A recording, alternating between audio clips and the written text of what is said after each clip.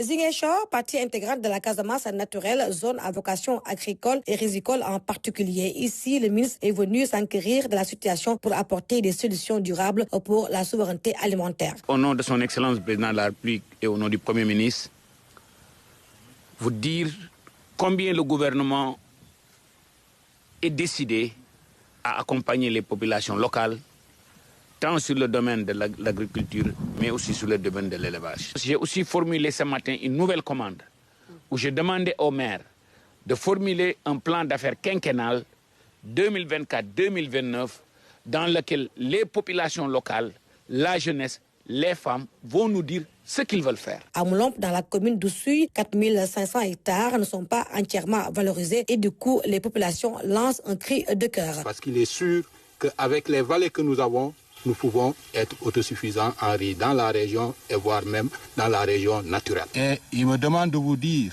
de transmettre ces chaleureuses félicitations à son Excellence le Président Diomaye Faye et au Premier ministre Ousmane Sonko, qui est un fils du terroir.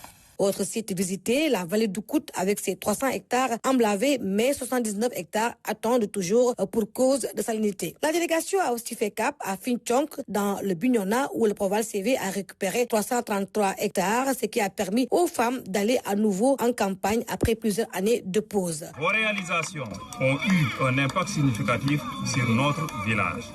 La digue anti-sel a permis non seulement de récupérer certaines terres rigicoles, mais aussi de protéger d'autres contre les infiltrations d'eau salée, garantissant ainsi la pérennité de nos cultures. Il faut copier cette marche.